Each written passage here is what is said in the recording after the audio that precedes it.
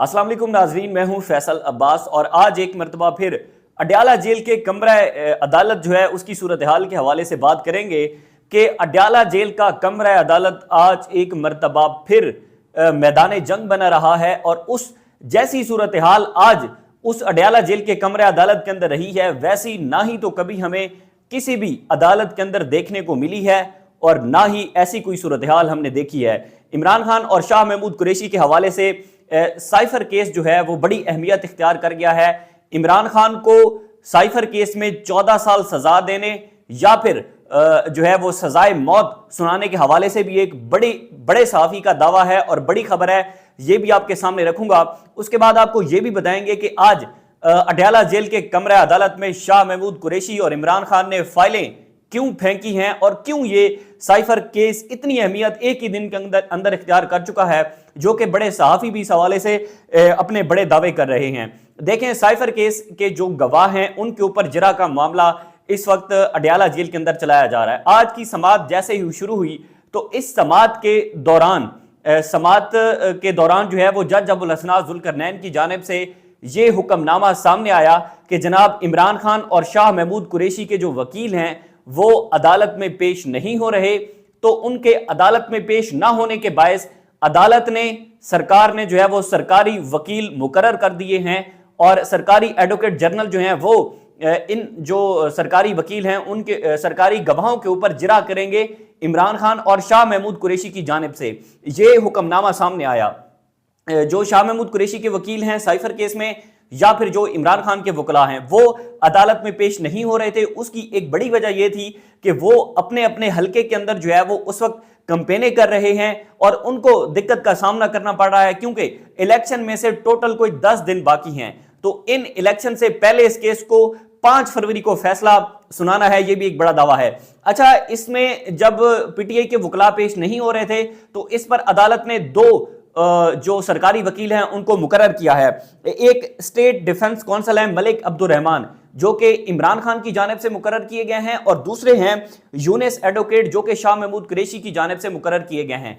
इन दोनों वकीलों ने इमरान खान की जानिब से और शाह महमूद कुरैशी की जानिब से जो सरकारी गवाह हैं उनके ऊपर जिरा करनी है। यानी कि यहां से आप अंदाजा लगा सकते हैं कि सरकारी वकील सरकारी गवाहों के ऊपर जिरा करेंगे। ये हमारे तो माइंड से चीज बाला तर है और बहुत ही जो है वो अजीब सूरत हाल है। इस पर शाह महमूद कुरैशी ने जैसे ही वो फाइल देखी जिसमें शाह महमूद कुरैशी के वकील का नाम लिखा था, जो सरकारी वकील थे, उन्होंने वो फाइल उठाकर रोस्टम के बाहर ऐसे फेंक दी और उस दौरान वो फाइल जो है उन्होंने कहा कि सरकार की जानिब से जब हमें सरकार पर ही हमें एतमाद नहीं है सब तो सरकारी वकीलों पर हमें क्या एतमाद होना है।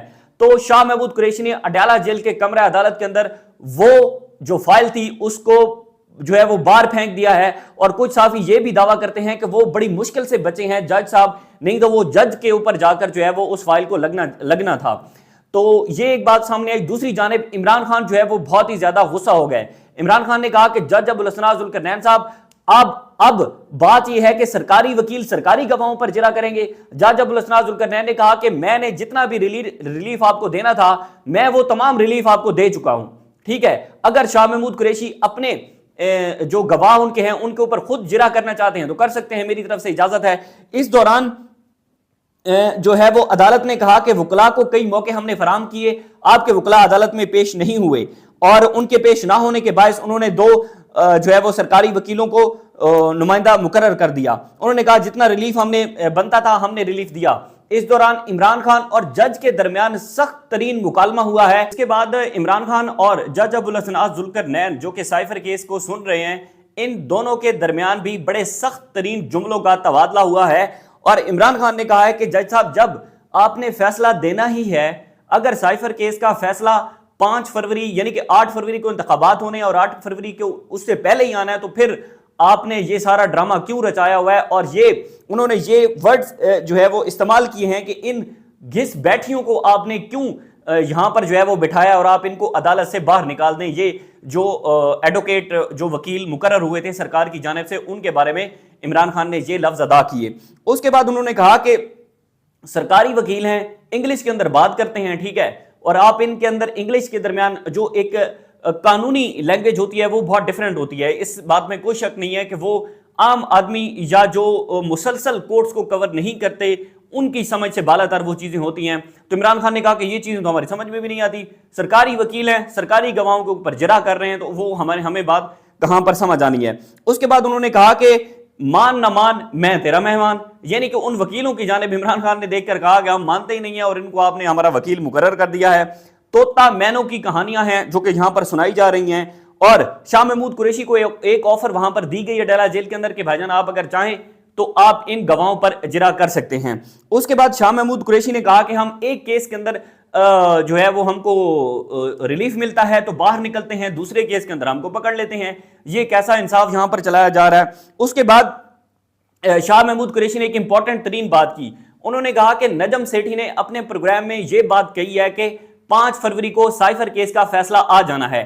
अब नजम सेठी को किसने ये बात बताई है? अगर नजम सेठी ये बात कर रहा है तो इसका मतलब है कि फिर सारा मैच फिक्स है। नजम सेठी को किसने बताया? या नजम सेठी की जो एक वो कहते हैं कि उसकी चिड़िया है, तो वो कहां से खबर लेकर आई है? यानी कि अब टीवी पर बैठकर साफ ही बताएंगे कि जनाब फलाह केस का फैसला जो है वो फलाह तारीख से पहले सुना दिया जाएगा। तो इसका मतलब है मैच तो फिक्स है ना।